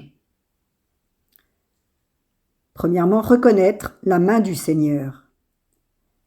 La louange n'est pas peu de choses, elle est un appel à se tenir en présence des anges. Isaïe, au chapitre 6, versets 2 et 3, a cette vision du Seigneur qui siégeait sur un trône très élevé. Des séraphins se tenaient au-dessus de lui, ils avaient chacun 6 ailes, 2 pour se couvrir le visage, 2 pour se couvrir les pieds, et 2 pour voler. Ils se criaient l'un à l'autre : « Saint, Saint, Saint, le Seigneur de l'univers, toute la terre est remplie de sa gloire. » Et dans l'Apocalypse, chapitre 4, verset 8, saint Jean confirme avec la vision du trône. Les 4 vivants ont chacun 6 ailes, avec des yeux innombrables tout autour et au-dedans. Jour et nuit, ils ne cessent de dire « Saint, Saint, Saint, le Seigneur Dieu, le souverain de l'univers, celui qui était, qui est et qui vient. » L'humain est donc appelé à louer, et souvent, dans une assemblée de prière, nous entendons monter ces merci. Sois loué, Seigneur, pour la beauté de la création. Sois loué, Seigneur, pour la joie dans mon couple. Sois loué, Seigneur, pour les belles relations dans ma famille. Cette reconnaissance est déjà beaucoup. Certains invoquent leur mérite, d'autres le hasard pour expliquer ce qui leur arrive. Voir la main du Seigneur derrière les événements de notre vie, c'est déjà reconnaître que nous venons de Dieu, qu'il est bon, que son amour gratuit est source du bien qui nous arrive. Deuxièmement, louer Dieu pour ce qu'il est. Mais que faire quand nous traversons les épreuves, la maladie, le chômage, le divorce ? Faut-il arrêter de louer et attendre des jours meilleurs? Ou bien Dieu ne serait-il bon que par intermittence? Au-dessus des nuages, le soleil brille toujours, disait-on en République démocratique du Congo, quand pendant l'hiver tropical, le soleil se cachait derrière un épais voile blanc. C'est bien ce qu'Israël découvre lors de l'exil en terre étrangère, humilié, sans temple pour offrir les sacrifices. Dieu a-t-il disparu? A-t-il abandonné son peuple? Le peuple juif découvre alors le sacrifice de louange. Dans le psaume 21, chapitre 4, Dieu habite la louange de son peuple. La louange comme une offrande n'est pas aussi aisée que lorsque la vie semble n'être que bénédiction. Préférer Dieu en toute chose, disait saint Ignace, c'est aussi cela. Le louer non pour ce qu'il nous donne de bien, mais pour ce qu'il est. Tu es bon, même si l'on me fait du mal. Tu ne changes pas. Tu es grand, magnifique, digne de louange. Cette louange est une véritable offrande de soi. Elle décentre, car dans l'épreuve, je peux me rendre compte qu'il est facile d'idolâtrer le bien-être. Mais le bien-être n'est pas Dieu, parce que Dieu, c'est ce crucifié qui donne sa vie pour nous. Soyez toujours dans la joie, dit saint Paul dans la lettre aux Thessaloniciens, chapitre 5, verset 16. Nous savons que saint Paul a connu tribulations et épreuves, mais il avait la certitude d'appartenir au ressuscité, qui est le soleil au-delà des nuages. La louange, d'autant plus dans l'épreuve, est rendue possible par le Saint-Esprit. En même temps, elle attire le Saint-Esprit, celui qui loue Dieu pour ce qu'il est. Saint Augustin, dans ses commentaires des psaumes, en parlant du psaume 148, s'exprimait ainsi : « Notre vie doit consister à louer Dieu, car l'allégresse éternelle de notre vie future sera la louange de Dieu et l'adoration, et personne ne peut être adapté à une vie future s'il ne s'y exerce pas dès maintenant. » Alléluia, loué soit Yahvé. La charité dans notre équipe, par le père Henri Caffarel, fondateur des équipes Notre-Dame. Extrait de la lettre mensuelle des équipes Notre-Dame, 4e année, numéro 2, de novembre 1950. Je veux vous dire aujourd'hui pourquoi il est d'une telle importance que la charité fraternelle grandisse sans cesse dans vos équipes. Une équipe de foyer, ce doit être avant tout une école de charité. Quand des foyers s'exercent à l'entraide et à l'amour fraternel, peu à peu leur cœur s'élargit. Et de proche en proche, leur amour gagne la maison, le quartier, le pays, jusqu'à toucher les plus lointains rivages. Il est important de bâtir une église où va, jour et nuit, demeurer le Christ eucharistique. Il est non moins nécessaire à la chrétienté de fonder des équipes de charité. C'est une autre manière de rendre le Christ présent aux hommes. Où se trouve l'amour fraternel, là est Jésus-Christ. Où 2 ou 3 sont réunis en mon nom, je suis présent au milieu d'eux. Matthieu, chapitre 18, verset 20. Présence du Christ et aussi présence de l'Église. L'Église est là où s'aiment des chrétiens. Et cela va sans dire, elle n'est présente à une communauté de chrétiens que si cette communauté se veut elle-même présente à l'Église, dévouée au service de l'Église. Il est d'une extraordinaire puissance le pouvoir d'intercession des chrétiens quand ils sont unis. Si 2 d'entre vous sur la terre se mettent d'accord pour demander quoi que ce soit, en vérité, ils l'obtiendront de mon Père qui est dans les cieux. L'amour fraternel est une source spirituelle exceptionnellement féconde. Alentour, le désert se met à fleurir. Un curé de banlieue me disait « Quand une rue de ma paroisse est trop infecte, je demande à 2 foyers chrétiens de venir s'y installer. » C'était avant-guerre. Et tout simplement donner le spectacle de leur amour fraternel. Au bout de 6 mois, les habitants de la rue respirent un air nouveau. Une réussite de charité fraternelle, c'est un message de Dieu aux hommes, son plus important message, celui qui révèle sa vie intime, sa vie trinitaire. Pas de discours sur Dieu plus éloquent et persuasif que le spectacle de chrétiens qui sont un, comme le Père et le Fils sont un.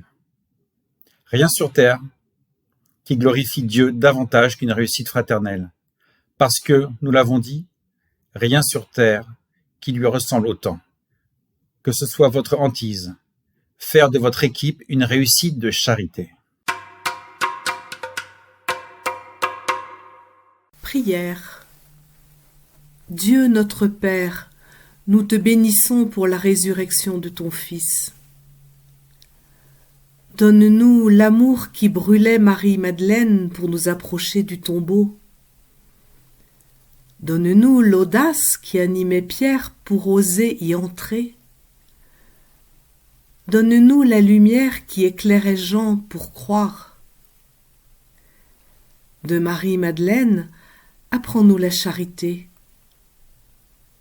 De Pierre, apprends-nous l'espérance. De Jean, apprends-nous la foi. Frère Norbert de l'abbaye Saint-Martin de Mondaille.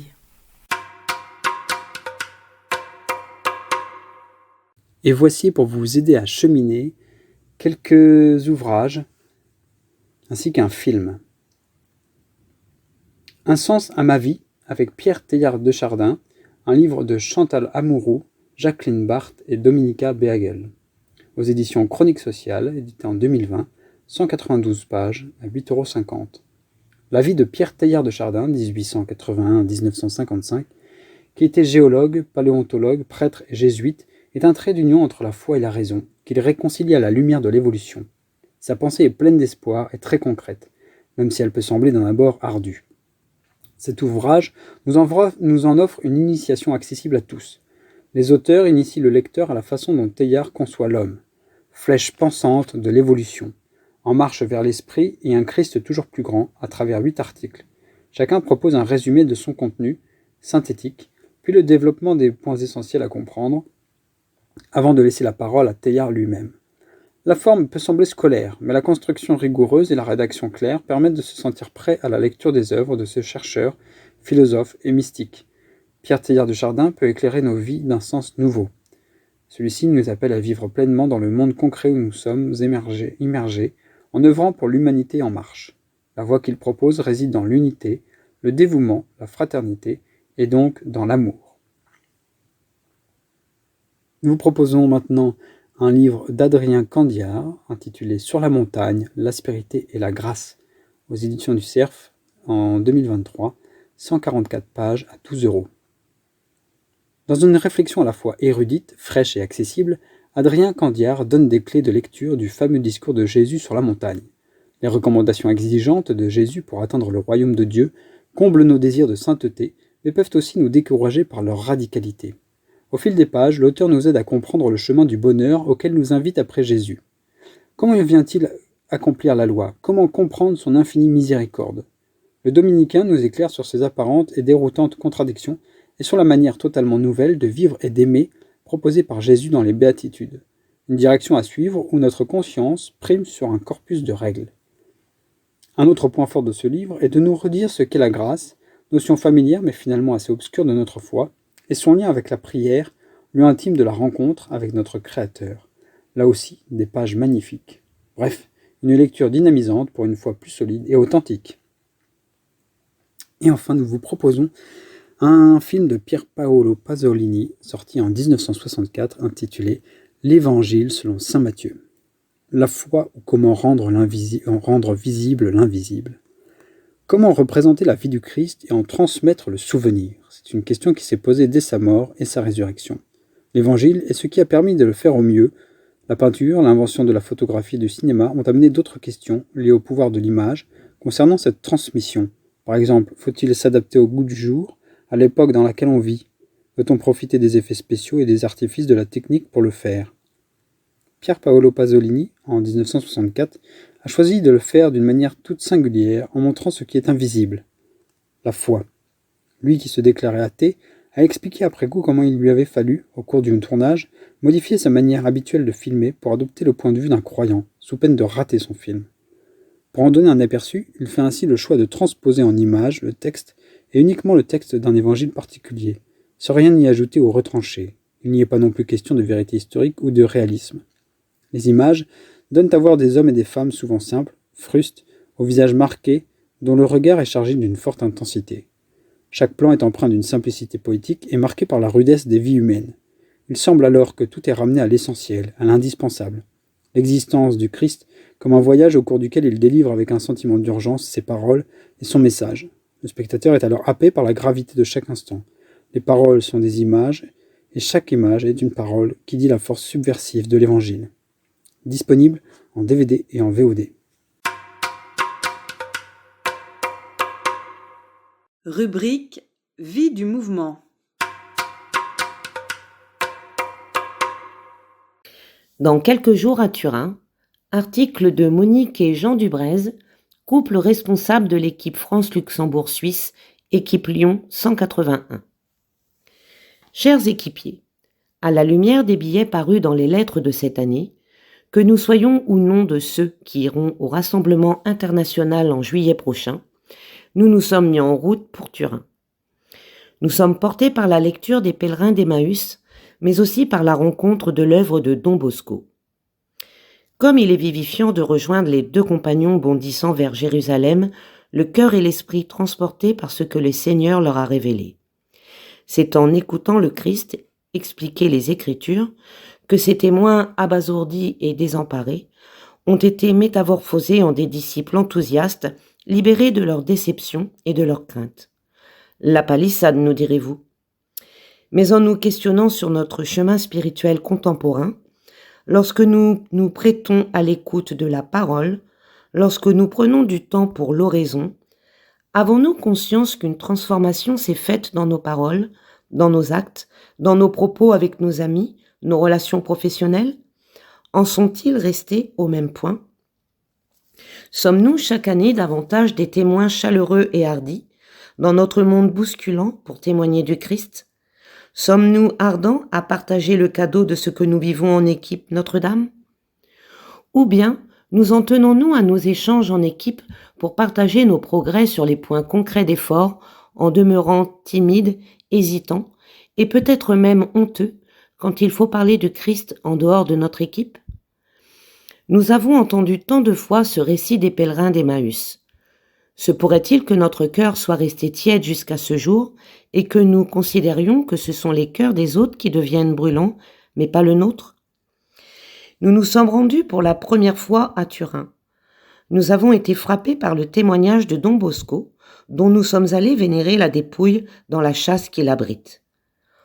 Entrant dans la maison mère des Salésiens, nous avons veillé à faire abstraction des bâtisses imposantes, des enluminures et des décorations.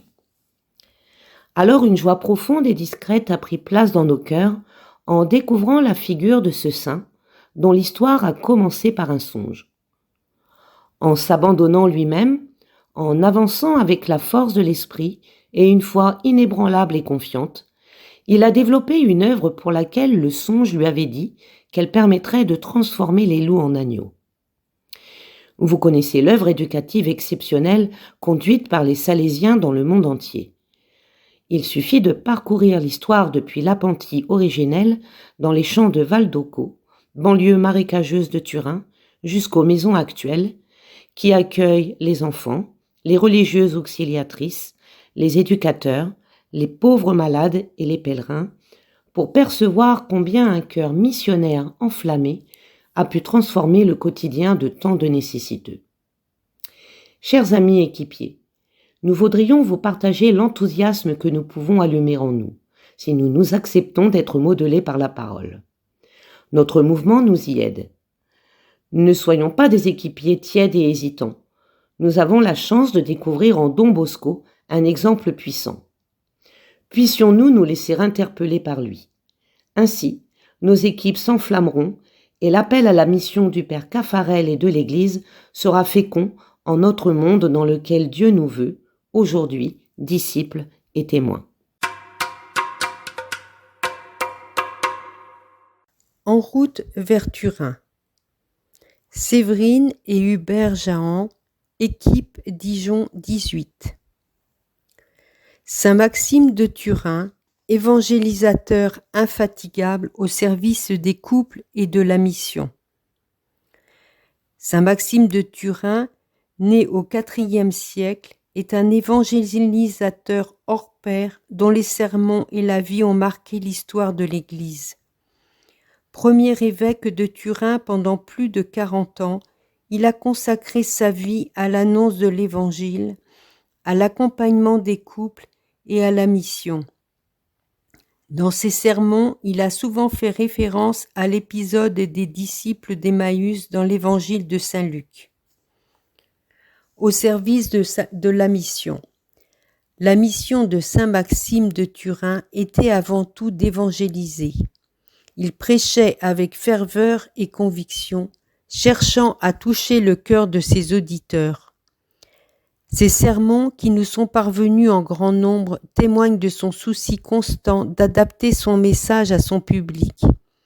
Il savait parler à chacun, utilisant des images et des exemples tirés de la vie quotidienne pour rendre l'Évangile accessible à tous. L'épisode des disciples d'Emmaüs relaté dans l'Évangile de Saint Luc 24, 13-35 a une place particulière dans les sermons de Saint Maxime. Il y voit une illustration parfaite de la rencontre avec le Christ ressuscité. Au service de l'Église. Parmi ses nombreuses missions, il a fondé des églises et des chapelles dans la région de Turin, contribuant ainsi à l'évangélisation des populations locales telles que la basilique Saint-Maxime et Sainte-Marie-Madeleine, qui est l'une des églises les plus anciennes de la ville, et l'église Saint-Laurent, autrefois cathédrale de Turin. Il a également été un pasteur attentif aux besoins de son troupeau, visitant régulièrement les paroisses de son diocèse, s'occupant des malades, des pauvres et des affligés. Enfin, il a entretenu des relations étroites avec les autres évêques de la région, travaillant ensemble pour la propagation de l'Évangile et le renforcement de l'unité de l'Église. Comme les disciples d'Emmaüs, nous sommes souvent aveugles et ne connaissons pas le Christ à nos côtés. Mais lorsque nous accueillons sa parole et la laissons résonner en nous, nos yeux s'ouvrent et notre cœur s'embrase pour la mission évangélisatrice. Au service des couples. Pour saint Maxime, cette rencontre avec le Christ est essentielle dans la vie des couples.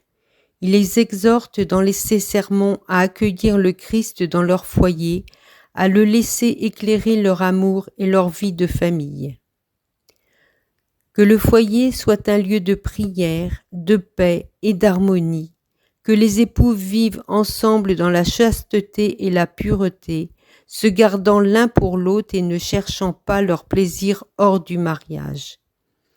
Que leur amour soit fidèle et durable jusqu'à ce que la mort les sépare. Sermon 59, 3, 4. Ainsi, il nous rappelle que le mariage est un sacrement, une alliance d'amour entre l'homme et la femme, mais aussi entre Dieu et les époux. En vivant leur amour dans la fidélité et le don de soi, les couples sont appelés à témoigner de l'amour de Dieu pour tous les hommes. Le pilotage d'une équipe, un vrai cadeau, par Olivier et Isabelle Gaube du Gers, équipe Lyon 43. Aujourd'hui, nous conduisons à terme une troisième équipe, après 2 pilotages sur Lyon et sa banlieue. C'est un cadeau. Isabelle et moi y avons trouvé un vrai charisme dans l'accomplissement des jeunes couples. Quelle joie nous donne le Seigneur, quelle bénédiction d'approfondir notre mission auprès de jeunes si demandeurs. Nous avons eu la chance de rencontrer des couples très investis, qui ont cette soif de vivre leur amour avec le Christ et de le propager. Ils ont cette faculté d'expression, que nous n'avions pas à l'époque, et une propension à l'échange pour être vrais. Une jeunesse sans complexe pour aborder les sujets de la vie chrétienne, accompagnés par de jeunes conseillers spirituels, découvrant eux aussi le mouvement. Nous avons parfois ressenti que nous avions des leçons à recevoir. Ils nous donnent de beaux exemples pour jouer le jeu face à l'exigence. Au terme d'une année, ces jeunes équipiers manifestent un désir bien naturel de prendre leur envol. Même si cela demande un peu de temps et de disponibilité, nous sommes comblés. Nous avons tant reçu du mouvement des équipes Notre-Dame qu'il nous paraît normal de redonner ce souffle qui nous habite. La joie du don de soi pour faire entrer Jésus dans la famille, c'est comme un Noël qui se fonde sur l'amitié et la présence du Seigneur. Prendre soin de la marche et de l'évolution de sa foi dans le respect des uns et des autres est d'une grande humanité. Fête eucharistique que de voir naître ces cellules d'église qui deviennent le berceau de notre chrétienté. Nous adressons un chaleureux merci à ces foyers qu'ils ont si simplement accueillis avec patience. Olivier a appris à moins prendre la parole pour laisser chacun s'exprimer. Et beaucoup de gentillesse pour nous faire grandir nous aussi. Nous sommes remplis de gratitude pour leur écoute et leur souhaitons une enrichissante vie d'équipe pour une vraie mission. Animer un week-end équipe nouvelle et nouveaux équipiers, la joie de transmettre. Article rédigé par Aude et Arnaud Chatin, couple responsable de la région Loire-Auvergne, équipe Clermont-Ferrand 31. Le week-end des rameaux, 44 équipiers de 5 équipes nouvelles, dont un conseiller et une accompagnatrice spirituelle et 32 enfants de 0 à 7 ans, se trouvaient pour un week-end équipe nouvelle et nouveaux équipiers. Ces 5 équipes venaient de Riom, Saint-Étienne, Roanne et Dijon pour l'étape finale de leur pilotage au lycée agricole de Ressin, près de Roanne. Organiser un week-end équipe nouvelle et nouveaux équipiers avec enfants, c'est comme un iceberg. Tout d'abord, nous n'avons vu que la partie émergée. Assurer correctement la prise en charge des enfants nous semblait relever d'un défi insurmontable et nous a valu quelques beaux moments de stress. Une vingtaine d'enfants de 6 mois à 2 ans et demi. Jusqu'à ce que nous découvrions les grâces logées dans la partie immergée de l'iceberg. Et quelle grâce! Pour commencer, le oui spontané de 2 couples d'équipiers clermontois en réponse à un appel lancé comme une bouteille à la mer à l'issue de la messe du 8 décembre pour organiser l'accueil des enfants. Contacter des babysitters, prévoir mobilier adapté, musique, livres, jouets, organiser l'installation de salles par tranche d'âge, ils ont tout prévu. Les plus grands ont vécu un temps spirituel et ludique en préparant l'armure de Dieu, Éphésiens 6, 13, 17, sous la houlette joyeuse d'une sœur apostolique de Saint-Jean. Des équipiers de la Loire ont accepté d'assurer l'accueil des participants, parking, réception des livrets, installation dans les chambres et encouragement à confier en toute sérénité les enfants pour la journée. Restait l'animation du cœur du week-end.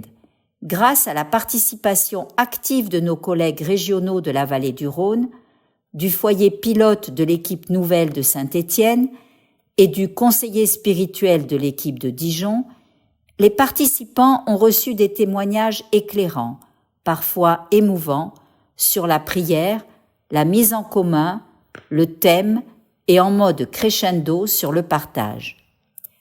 C'est tardivement que nous avons demandé l'aide de couples inscrits au week-end équipe nouvelle et nouveaux équipiers pour l'animation musicale des temps spirituels. Là encore, une équipe a accepté au pied levé et nous a, en plus, fait le cadeau d'une animation du temps d'adoration qui restera longtemps dans nos cœurs. Oui, se mettre au service n'est pas un vain mot dans notre mouvement. 3 réunions en équipe brassée ont fait découvrir aux jeunes équipiers la richesse de ce qui se vit dans d'autres équipes. Ces réunions ont ainsi été une invitation à participer aux événements organisés aussi bien en secteur qu'au niveau national ou international, tant il est vrai qu'une équipe isolée est une équipe en danger. Et le devoir de s'asseoir alors? Rassurez-vous, il était bien au menu avant de retrouver les enfants pour le dîner. Enfin, joie de voir les 5 équipes confirmer leur engagement aux équipes Notre-Dame à la fin du week-end. Nous leur souhaitons à nouveau bonne route. Nous ne pouvons clore cet article sans mentionner l'accueil attentif et chaleureux du personnel du lycée agricole de Ressin et de la communauté des Salésiens. Ce lieu est très propice à l'organisation d'un week-end équipe nouvelle et nouveaux équipiers, espace vert, nombreuses salles, belles et grandes chapelles, bons et généreux selfs, et enfin une ferme pour ravir les plus petits qui ont pu s'approcher des animaux. Une réserve toutefois pour ceux qui voudraient y organiser un week-end souffle nouveau. L'escalade imposée par les lits superposés dans les chambres ne nous paraît pas très indiquée pour les équipiers ayant perdu agilité et souplesse au fil des années. Osons l'offrande de Marie d'Amonville, équipe Versailles, honoraire 31. Offrons nos vies, notre quotidien, comme Sainte Thérèse et Sainte Mère Teresa nous invitent à le faire, en nous tournant avec confiance vers notre Père, qui accueille et transforme nos dons, petits ou grands, en grâce pour notre prochain. Saint Jean-Paul II a dit « Je compte beaucoup sur la prière des malades, sur l'intercession près de Dieu de ceux qui souffrent. Ils sont signes du Christ. » En 1967, nous nous sommes inscrits pour prier la nuit. Je me rappelle le conseil du Père Caffarel. Inscrivez la date sur votre agenda. Lorsque plus tard les intercesseurs ont proposé l'offrande, j'ai tout de suite pensé, ce n'est pas pour moi. Cela me faisait peur. C'était accepter l'inconnu. C'était bon pour un saint comme le père de Foucault, mais pas pour moi. Quelque temps plus tard, j'ai souffert d'une terrible crise d'arthrose dans la colonne vertébrale, accompagnée de calculs dans la vésicule biliaire. Je me revois plié en deux sur mon lit. C'est à ce moment que j'ai pensé, et si j'offrais ces douleurs? J'ai téléphoné au secrétariat. Inscrivez-moi comme offrant. Cela a tout changé.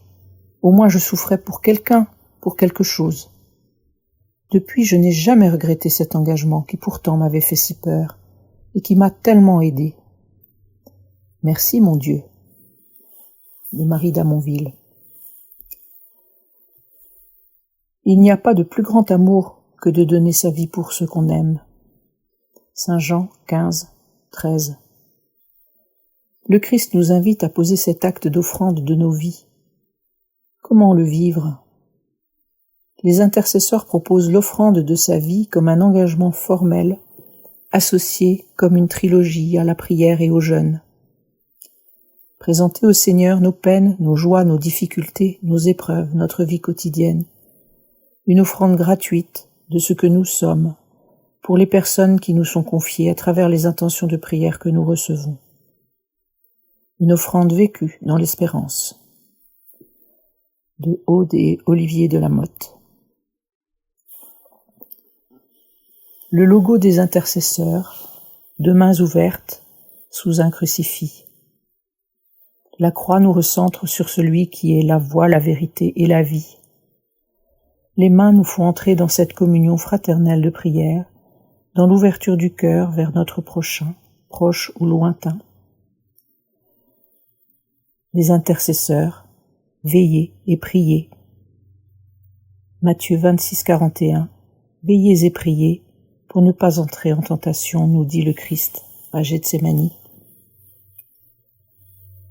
La prière est au cœur de notre foi. Vous vous sentez attiré, concerné, appelé? N'ayez pas peur, sautez le pas, Laissez l'Esprit agir en vous et venez goûter à l'intercession, que ce soit par la prière, le jeûne ou l'offrande. Intercesseur @équipe-notre-dame.fr intercesseurmobile.org. Rubrique Massabielle, la maison du couple. Un pôle de conseil conjugal et de thérapie familiale, un article de Denis Faupin de l'équipe Aubonne 3. L'Alliance Massabielle a vu le jour grâce à la volonté conjointe des équipes Notre-Dame et du diocèse de Pontoise de mettre en œuvre l'exhortation du pape François à Maurice Laetitia. Son objectif est de prendre soin des couples et des familles. Cette initiative se fonde sur la conviction que les familles ne sont pas un problème, mais avant tout une opportunité. Les familles sont le lieu opportun pour construire des relations interpersonnelles profondes et de qualité.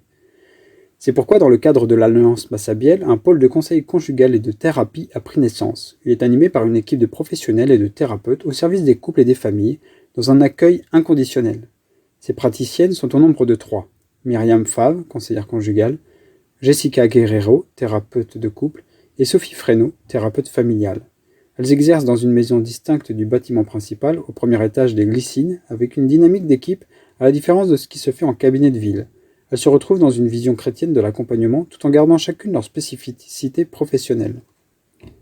À propos des futurs époux qu'elles sont amenées à accompagner, l'une d'elles nous confie. Lorsqu'un couple décide de se marier, il est possible que de nombreuses questions fassent surface sur des sujets comme l'éducation, le partage des tâches, les relations sociales, l'investissement des familles, l'argent, la maladie, la sexualité, la foi. Le fait d'aborder ces sujets en présence d'un tiers, conseiller ou thérapeute, permet de répondre à des questions qui n'auraient peut-être pas été posées et qui, le jour venu, seraient source de conflits et d'incompréhension. Trouver un accord mutuel sur des valeurs et des principes importants peut aider à confirmer son engagement et, par voie de conséquence, à vivre son mariage plus sereinement. Ce pôle est une nouvelle dynamique pour l'Alliance Massabielle qui répond ainsi à la demande croissante d'aide de la part de couples et de familles dans tous leurs états. Il complète l'accompagnement spirituel et l'accueil de tous par la communauté fraternelle et priante. En retraite d'équipe à Massabielle, Marie-Jeanne et Jean-Claude de Bortoli. Composée de 8 retraités et d'un conseiller spirituel, notre équipe a l'habitude de réaliser la retraite annuelle dans une abbaye de notre région. Cette année, nous avons eu l'idée de louer un minibus de 9 places et de faire connaître Massabielle à nos équipiers. Nous avons la chance d'y venir en tant que foyer Marthe et connaissons les atouts de cette belle maison. C'était aussi l'occasion de profiter de la proximité de Troussure pour nous rendre sur les pas du Père Caffarel. À Massabielle, le lundi soir, après l'attribution des chambres, nous entrons aussitôt dans la partie spirituelle. Les vêpres chantées avec la communauté fraternelle et priante précèdent le repas du soir. Nous concevons cette retraite comme un temps en lien avec notre thème d'année. Nous prenons notre temps pour nous retrouver au salon entre équipiers après le repas pour une véritable mise en commun sans contrainte horaire.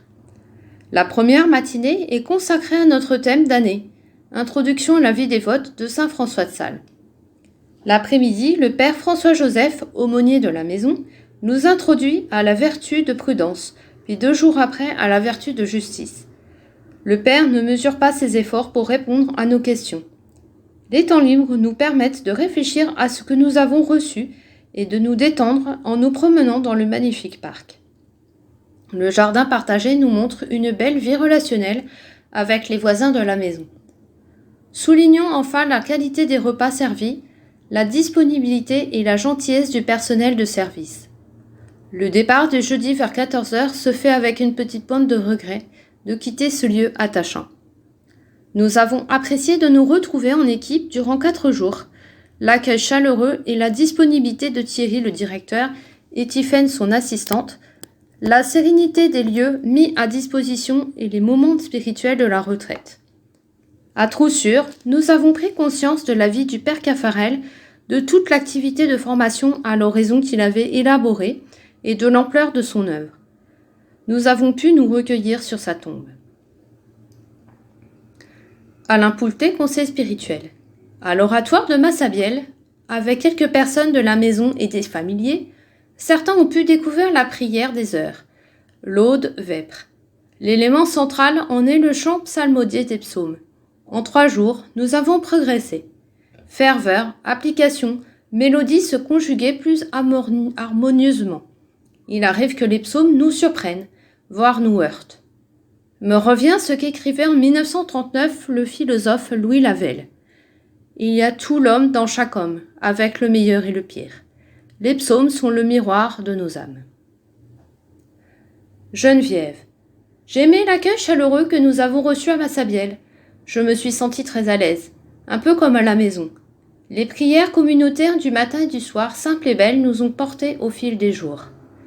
J'ai aussi aimé ces moments que j'ai pu passer tranquillement dans le parc, être là simplement, poser, vivre ce temps reçu sans recherche d'efficacité et retrouver tranquillement le sens de l'oraison. Ursula et Alain. Nos retraites habituelles étaient jusqu'alors rythmées par les chants des religieuses ou religieux qui accueillaient notre groupe. Ces moments nous transportaient dans un autre monde aux accents divins. À Massabielle, dans l'intimité fraternelle du petit oratoire, Sophie, membre avec Guillaume de la communauté fraternelle et priante, portant dans ses bras la magnifique petite Aliénor, symbole de vie nouvelle, nous incitait, en toute simplicité et tout naturellement, à la louange et à l'adoration du Père créateur de la vie. Nous avons apprécié cet esprit de famille vécu également par l'équipe de direction, illuminant la qualité de l'accueil spontané et affectueux qui fait de cette maison du couple une maison de la famille. Merci.